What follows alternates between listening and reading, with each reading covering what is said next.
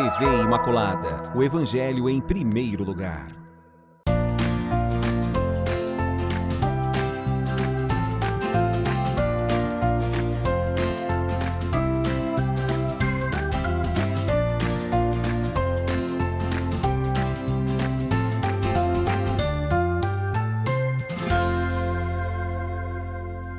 Olá, meu irmão, olá, minha irmã, salve Maria Imaculada! Já estamos no ar com mais um programa Viver com Fé e Saúde. Uma alegria muito grande, queridos, receber cada um de vocês aqui na Casa da Mãe Maria, com você se sentindo em casa sempre, acompanhando toda a programação da TV Imaculada. É com alegria muito grande que nós preparamos cada um dos programas para vocês, Mírites, que fazem acontecer. Porque a milícia da Imaculada só existe, o milagre da evangelização só existe porque você é fiel a todos nós. Então, muito obrigada a todos vocês que nos acompanham, que estão sempre aí contribuindo, colaborando, sobretudo com as dicas de programas também. E vamos acompanhar agora o VT do tema desta semana. Olha que relevante. A doença de Parkinson é uma doença neurológica que afeta os movimentos da pessoa. Causa tremores, lentidão de movimentos, rigidez muscular, desequilíbrio, além de alterações na fala e na escrita. Ela ocorre por causa da degeneração das células situadas numa região do cérebro chamada substância negra. É uma doença que, na maioria das vezes, atinge as pessoas idosas. E é sobre esse tema que iremos falar no Viver com Fé e Saúde desta semana. Doença de Parkinson. Olha que importante nós termos essa noção ampliada acerca do que é a doença de Parkinson. E para falar conosco neste programa, não poderíamos chamar outra pessoa que não ele, que já é parceiro aqui da TV Imaculada, sempre diz sim aqui pra gente, embora a agenda dele é apertadíssima, é o médico neurologista Dr. Marcílio Delmontes, que já está aguardando ali para falar com a gente sobre essa doença, né, gente? Você acabou de receber esse diagnóstico em você ou então em alguém da sua família?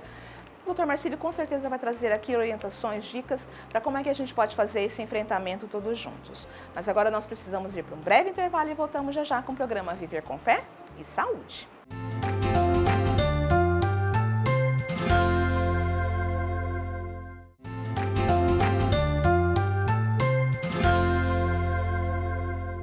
Estamos de volta aqui com o programa Viver com Fé e Saúde. Pessoal, reuniram toda a família aí. O assunto da semana é Parkinson, doença de Parkinson. Nosso convidado já esteve em outros momentos aqui, contribuindo com Viver com Fé e Saúde.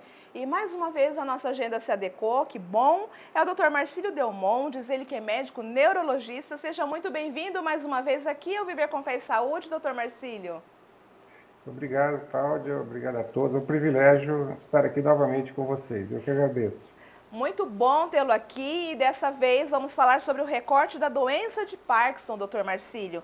Exatamente o que vem a ser a doença de Parkinson ou o mal de Parkinson, né? Que tem algumas pessoas que falam mal de Parkinson, outras pessoas falam doença de Parkinson, mas exatamente o que vem a ser essa doença, doutor?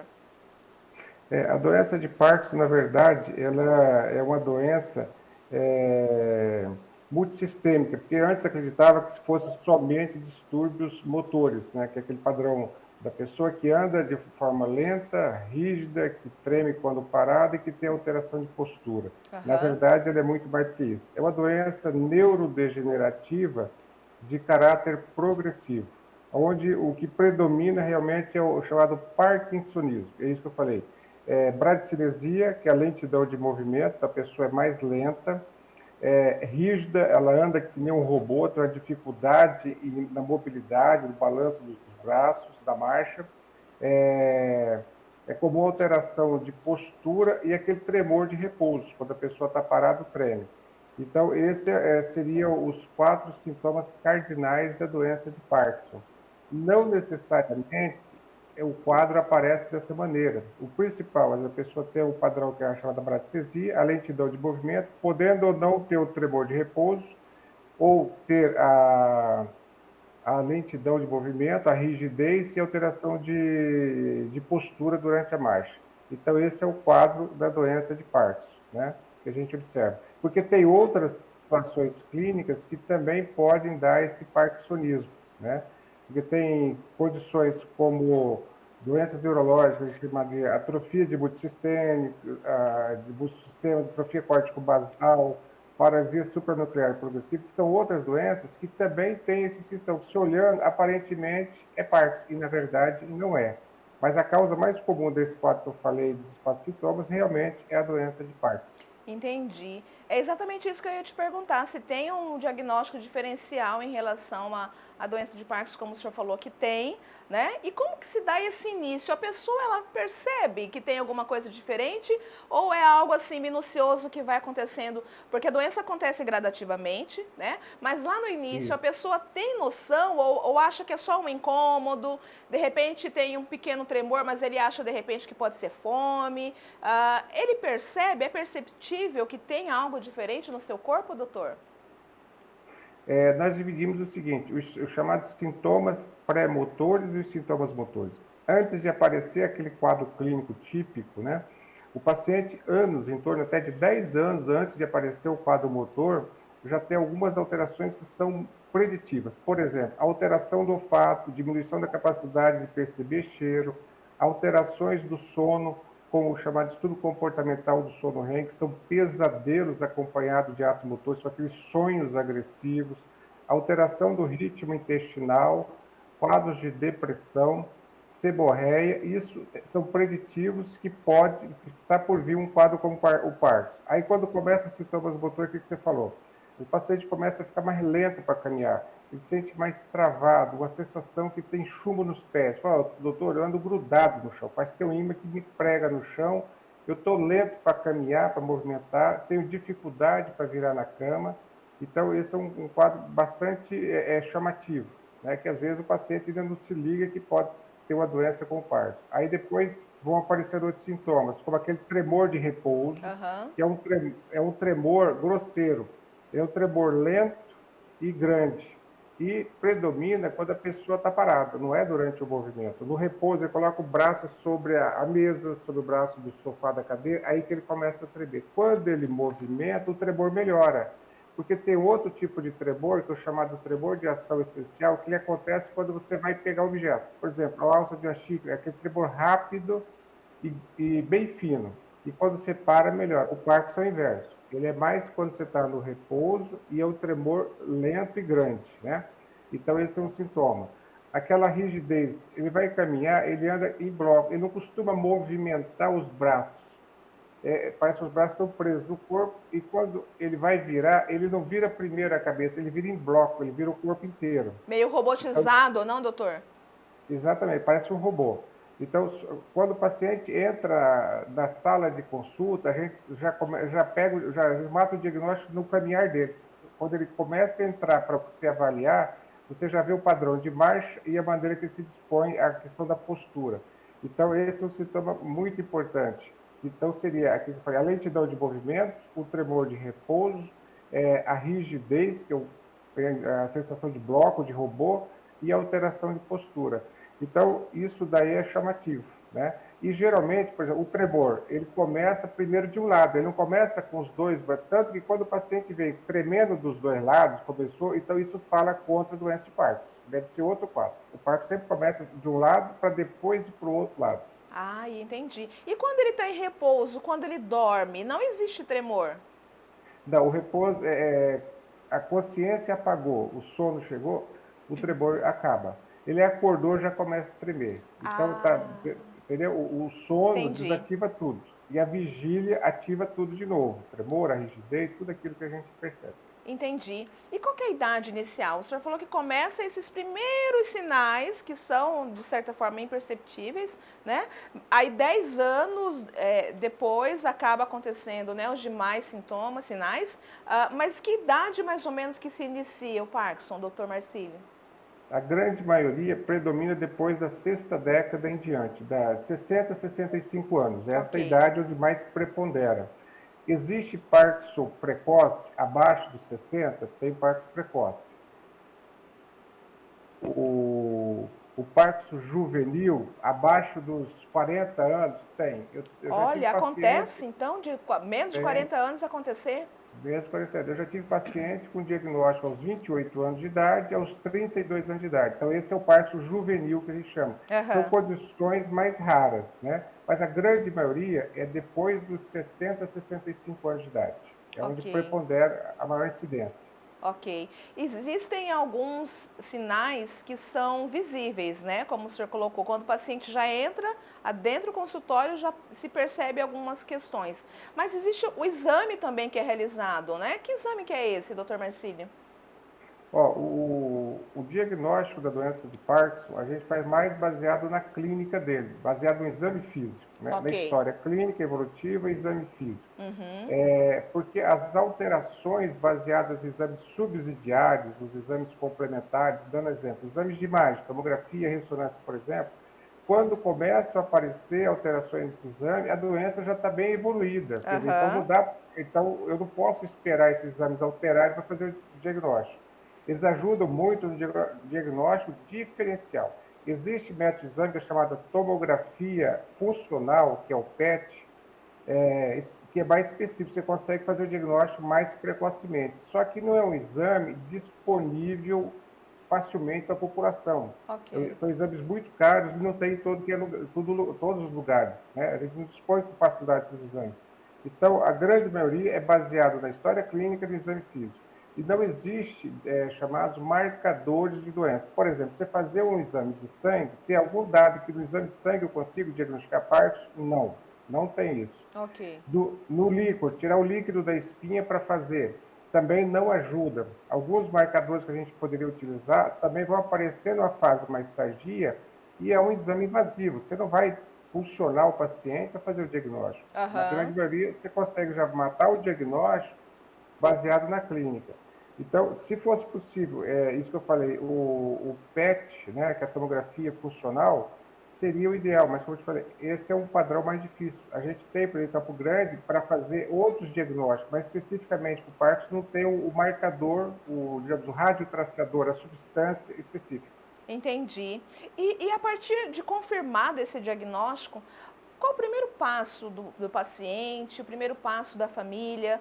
Porque é muito importante que a família também seja orientada, né? Porque é uma rotina que vai mudando gradativamente, né? As pessoas podem pensar, ah, mas isso aí é gradativo, tem 10 anos ainda para tudo acontecer. Não.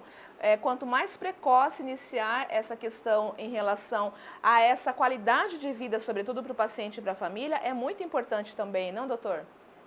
Sim. Uma coisa que a gente sempre comenta com os pacientes quando faz o diagnóstico, quer dizer, nós vamos entrar com um medicamento específico para melhorar aquela rigidez, aquela lentidão, aquele tremor, aquela alteração postural, que os remédios vão possibilitar isso, e ao mesmo tempo orientar que esses pacientes têm que cada vez mais fazer atividade física. Porque o Parkinson, o que ele costuma fazer? A tendência do Parkinson é levar o indivíduo para ele ficar quieto, porque o Parkinson costuma dar fadiga, cansaço, peso das pernas, aquela sensação de estar pregado no chão. Então, a tendência do corpo é querer ficar o quê? Sentado, deitado, parado. Então, eu sempre falo para os pacientes, você não pode fazer as vontades do corpo. Então, tem que fazer atividade física. Fazer caminhada, fazer academia, quando o paciente está numa fase mais complicada, mais limitada, a gente indica fisioterapia, depois já passa para a academia e fala sempre fazer atividade física junto. Então, não é só medicamento. Quanto mais ele fizer, mais ele investir na atividade complementar, que é, como eu falei, a atividade física, melhora a evolução dele, independente do uso de medicamento. Aqueles pacientes que tendem a ficar mais parado, mais recluso, porque é muito comum nesses pacientes, dado o quadro, é desenvolver quadros de depressão. Né? Então, eu falo, puxa, o meu corpo está ficando complicado, minha cabeça está boa, mas o corpo não está bom. Então, às vezes vem com a depressão e eles começam a desistir. Então, aí não quer fazer atividade física, revolta devido ao quadro e assim por diante. Isso, na verdade, acaba atrapalhando. Tanto que se a gente percebe que tem alguma alteração de humor, tem quadro de depressão, a gente trata, porque a gente quer o paciente, ele mesmo, investindo nisso. Porque, como eu falei, um lado o remédio vai ajudar, mas do outro lado eu preciso dele. Que ele faça atividade física, Exatamente. que ele não pare, que ele procure também melhorar junto. Né? Isso é importante. A rede de apoio é fundamental nesse acompanhamento também, até para que possa despertar a volição nesse paciente, né? A vontade de ele querer agir, de ele querer literalmente caminhar, né? Porque às vezes até por uma questão de vergonha, vamos dizer assim, ele vai querer ficar parado, né? Para ele não mostrar o tremor de certa forma. Então é muito importante que ele tenha essa rede de apoio e o acompanhamento adequado, não, doutor? Para que ele de fato esteja em ação, né? Sobretudo no tratamento também e possa responder bem. E tem cura esse tratamento, doutor Marcílio? Então você falou da rede de apoio. Realmente uma coisa comum no parque, isso aí você falou. Eles têm a tendência a esconderem, a se afastarem, a não aparecer, a não querer sair para comer fora, para não ser visto do restaurante tremendo. Então, isso realmente acaba atrapalhando. Então, eu até falo para eles, é o contrário, vamos tratar e ter uma vida normal. O objetivo é esse, né? Continuar trabalhando, continuar fazendo tudo que ele fazia antes. Então, é o que a gente procura fazer. Em relação ao tratamento, hoje em dia, nós não temos um tratamento chamado modificador da doença. Então, como eu falei no início, é uma doença neurodegenerativa de caráter progressivo. Em alguns casos, a evolução para complicações maiores é rápida, em alguns pacientes mais lenta. O que a gente tem, então, são medicamentos que você vai utilizando que melhoram esses sintomas, da rigidez, do tremor, da lentidão, da postura.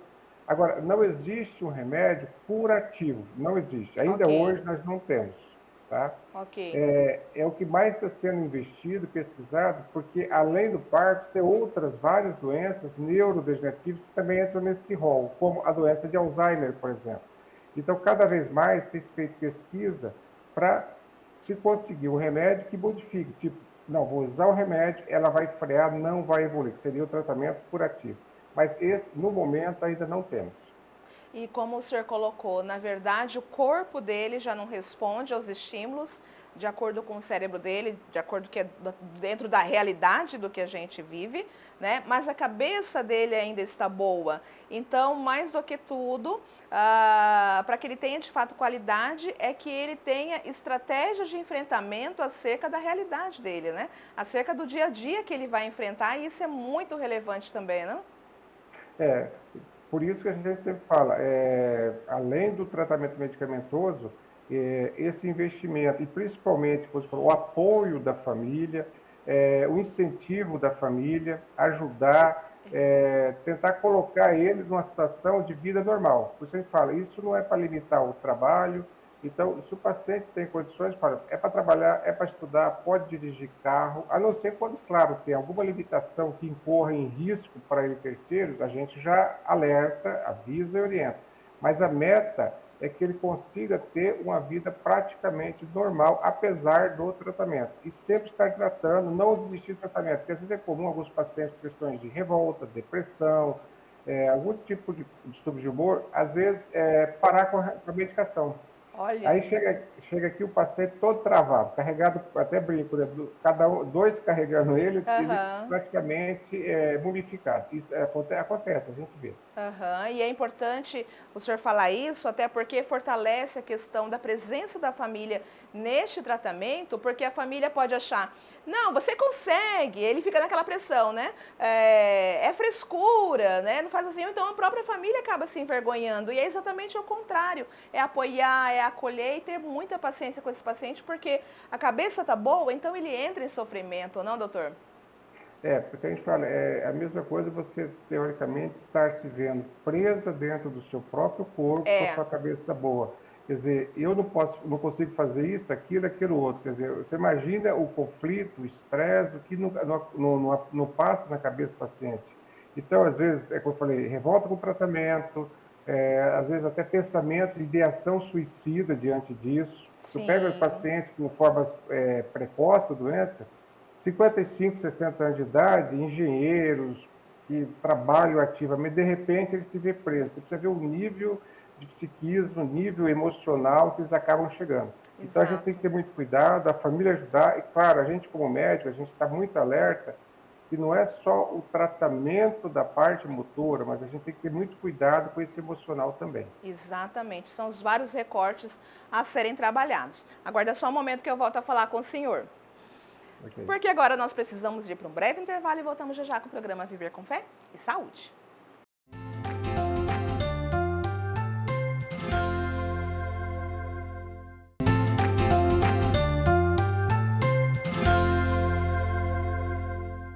Estamos de volta aqui com o programa Viver com Fé e Saúde. Nessa semana nós estamos falando sobre doença de Parkinson e estamos conversando com o médico neurologista Dr. Marcílio Delmondes. Trouxe muita informação relevante, é um tema muito amplo, não, doutor? Sempre com um olhar de cuidado, né, para esse paciente, da importância da rede de apoio também, nós falamos muito nesse primeiro bloco, no bloco anterior. Mas diz pra gente, existe alguma forma de se evitar a doença de Parkinson, doutor Marcílio? Cláudia, é o seguinte, quando a gente fala, por exemplo, qual que é a causa da doença de Parkinson, né? Muitas pessoas acreditam que a maioria seja genético. E, na verdade, só em torno de 15 a 20% dos casos de doença de Parkinson são genéticos. Olha! A maioria a gente chama casos esporádicos, que não tem uma relação com transmissibilidade genética. Ok. Agora, quando tem uma origem genética, por exemplo, descendentes de primeiro grau de parkinsoniano têm o triplo de chance de desenvolver a doença. Se tiver o pai ou a mãe que tem Parkinson, o filho tem em torno de 3 vezes a chance maior que a população geral de desenvolver Parkinson.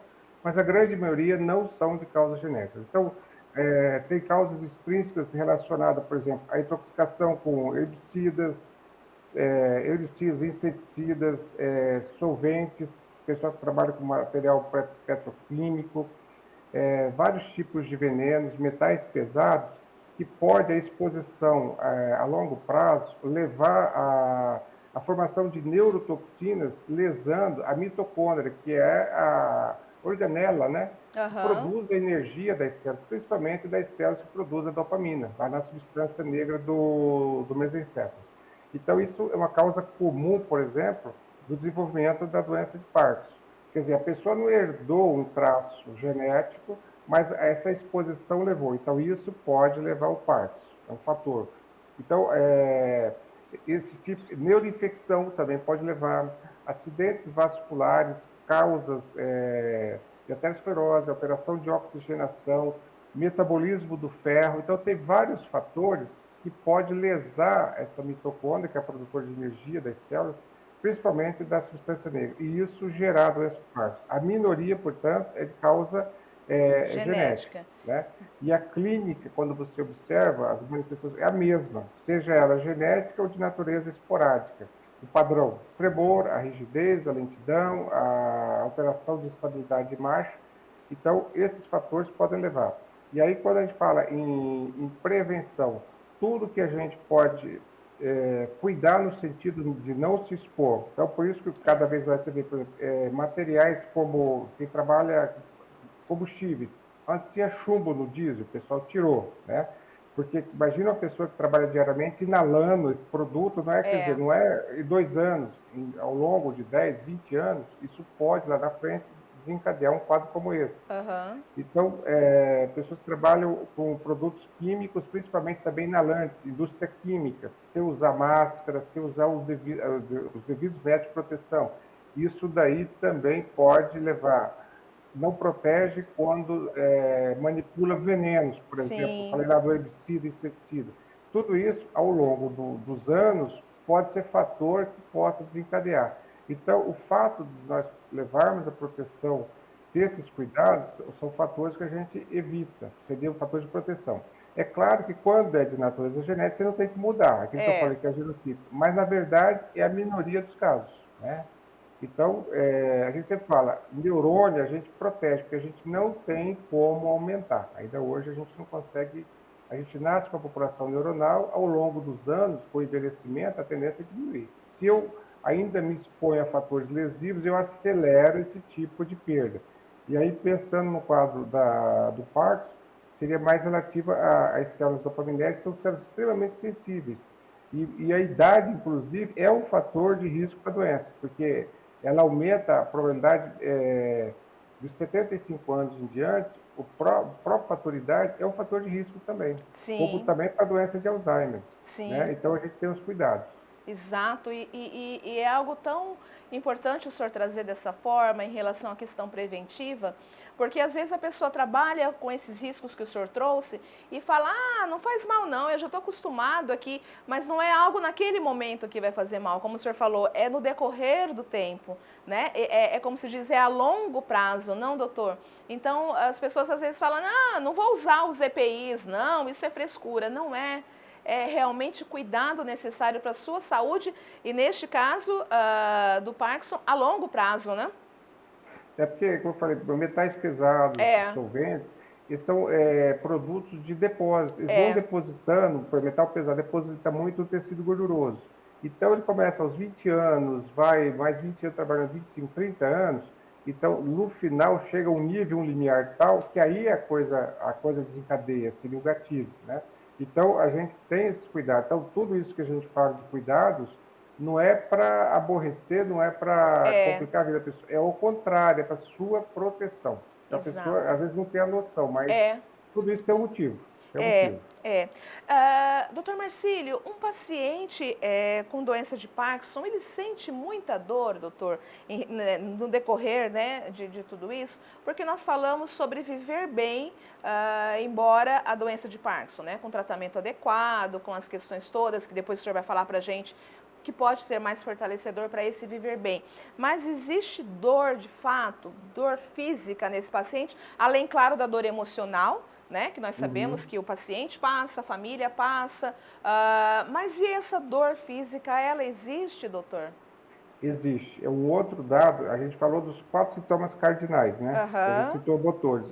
Mas além, por exemplo, eu falei da perda de olfato, a seborreia, que vai se formar mais gordura em algumas regiões, principalmente da face, obstipação intestinal, alterações de humor, alteração de sono, a dor física a dor é um outro sintoma extremamente comum que a gente vê, principalmente na natureza muscular. A pessoa tem queixa de dores na panturrilha, nas panturrilhas, nas coxas, nos braços.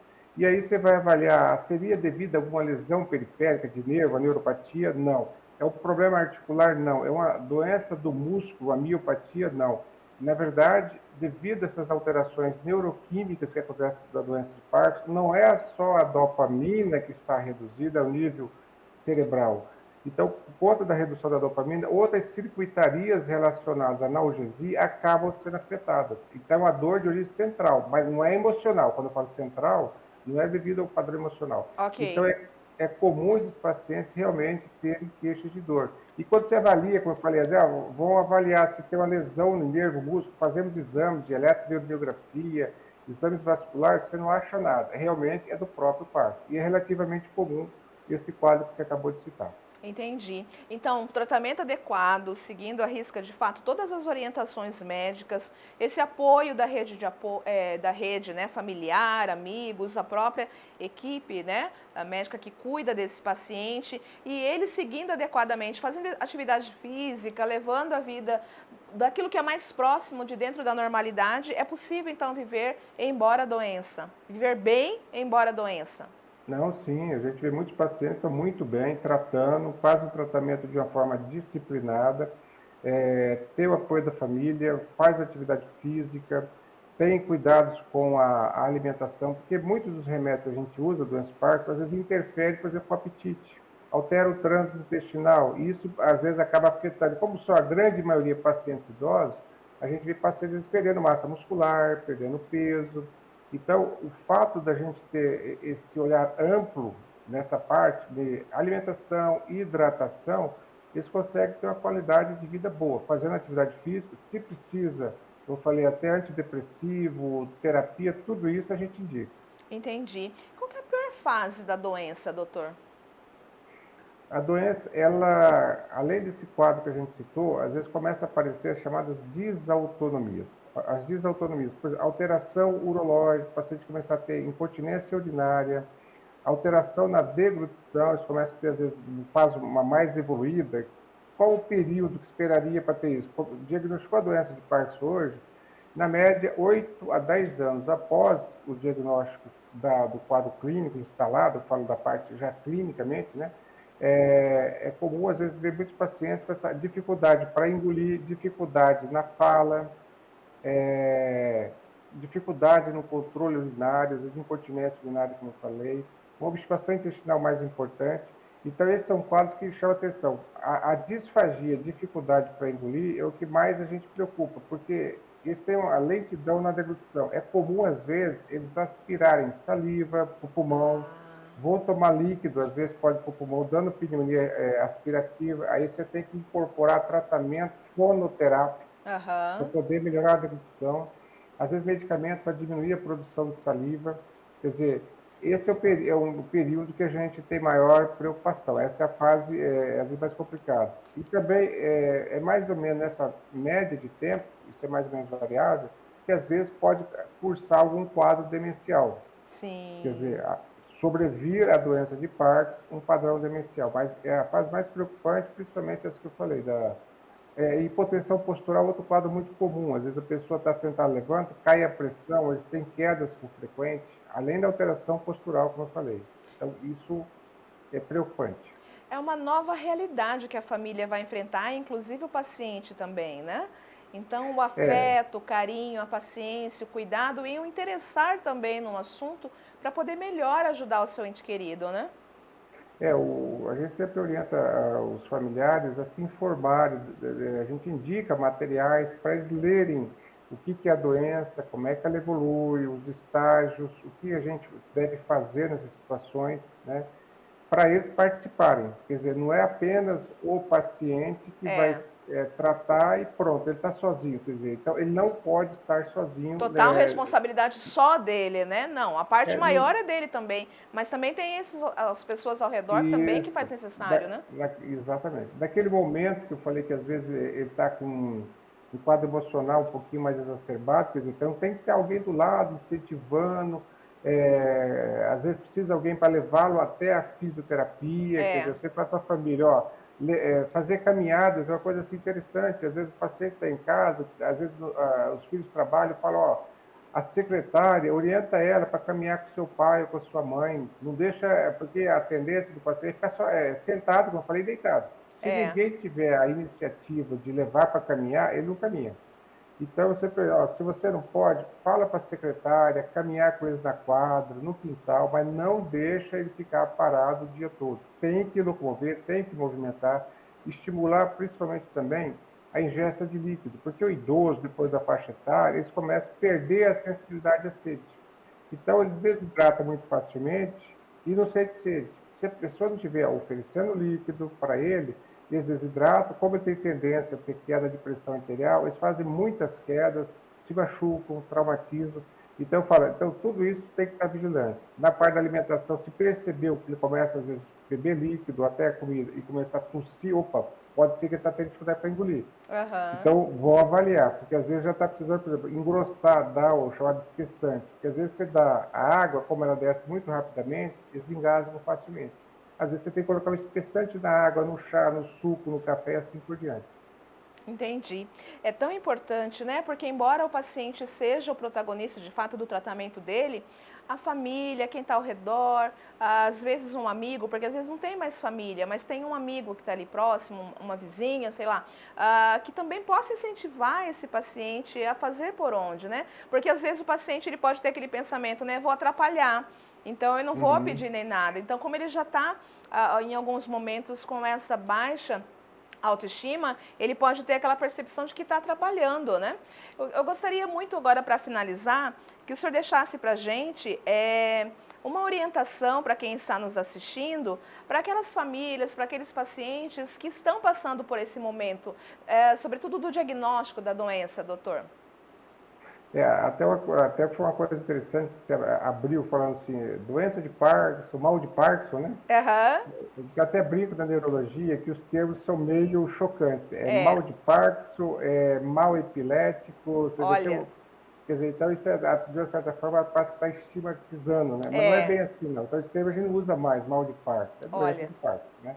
Então, a gente quer que a família realmente participe mais, que eles se informem, que eles leiam, estudem e cada vez mais incentive, né, seu pai ou a mãe a fazer o tratamento, a não desistir, a ter um padrão de vida o mais próximo possível do normal. Existe tratamento, não deixe, não espere, quer dizer, corra atrás, porque é uma maneira da gente poder melhorar o quadro deles. E a gente fala também, não adianta você fazer tudo pelo paciente. Tem coisas que você tem que dar um pouquinho de é, dificuldade e esperar. Mas é claro, você está vendo a limitação, ajude, quer dizer, tanto numa caminhada, no levantar, na alimentação.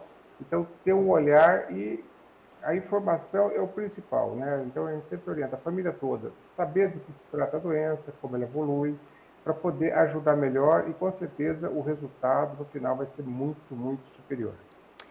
Dr. Marcílio Delmondes, médico neurologista, muito obrigada mais uma vez pelo seu sim aqui para a TV Imaculada, para o programa Viver com Fé e Saúde. Deus abençoe cada vez mais o seu sacerdócio, a sua vida, a sua família. Muito obrigada, viu, doutor? Eu só tenho a agradecer, Cláudia. Um grande abraço a todos. Tudo de bom. Vamos para o intervalo? Voltamos já já com o programa Viver com Fé e Saúde.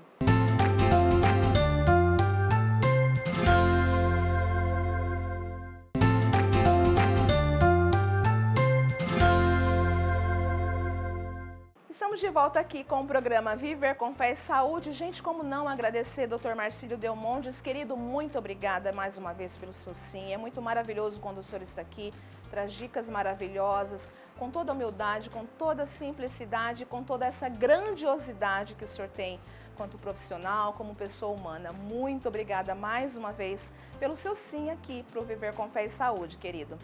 Deus abençoe cada vez mais o seu sacerdócio, o seu fazer. E pessoal, pela primeira vez aqui no Viver com Fé e Saúde, vamos receber o terapeuta corporal, o Murilo Gadelha, no bloco Viver com Saúde. Vamos acompanhar a dica que o Murilo vai trazer pra gente? Olá, Cláudia, tudo bem? Olha eu aqui de novo. Hoje eu trouxe meu amiguinho aqui pra gente falar sobre um problema que assombra os brasileiros. De 6 a cada 10 brasileiros sofrem disso, que é o problema nessa região aqui, a região lombar, a lombalgia, como todo mundo conhece, né? Que às vezes até irradia para o ciático, as pessoas falam, tô com uma dor no ciático, o pessoal até brinca às vezes, fala asiático, né? A dor no ciático e na lombar, que é bem nessa região, né? É uma dor que vem muito da postura, do jeito de sentar, do jeito de dormir e às vezes até na sobrecarga, que pessoas que trabalham muito com pesos ou que erguem muitas coisas do chão, ou aquela mamãe que aquela recém-mamãe que com o filho no colo pega ela e sobrecarrega essa região. E agora eu vou passar algumas dicas de você fazer na própria cama, fazer de uma forma simples e eficiente, aliviando toda essa dor da lombar, que 6 a cada brasileiro sofrem muito. Vem cá, vamos lá olhar como é que faz? Primeiro alongamento para aquela dor que sente às vezes na lombar, que irradia para o ciático, é puxar os 2 joelhos. Puxou os 2 joelhos, abraça bem, conta até 10, até 15, né? Sempre lembrando que a dor é um sinal. Se você sentiu a dor, para um pouquinho e tenta de novo. Se sentiu de novo, aí busca um profissional, tá? Mas se você não está com dor e consegue fazer o movimento, puxa, né? Pode ser uma perna de cada vez. Se você sente a dor às vezes para um lado mais do que o outro, puxa bem, alonga, trabalha essa questão, né? Na cama mesmo, antes de levantar, dá aquela alongada. Outro alongamento é alongamento para tanto do bumbum como do ciático. Cruza a perna por cima do joelho e vai até o seu limite. Segurou no seu limite, a mesma coisa, de 10 a 15 segundos. Faz a troca de lado. Sempre alongando e sempre respeitando as suas dores. Sentiu dor, lembra, dá uma pausazinha. Aí, e último alongamento tranquilo, ó, nas laterais. Sempre mantendo as costas na cama, tá? As costas não podem sair da cama. Puxa para um lado e puxa para o outro.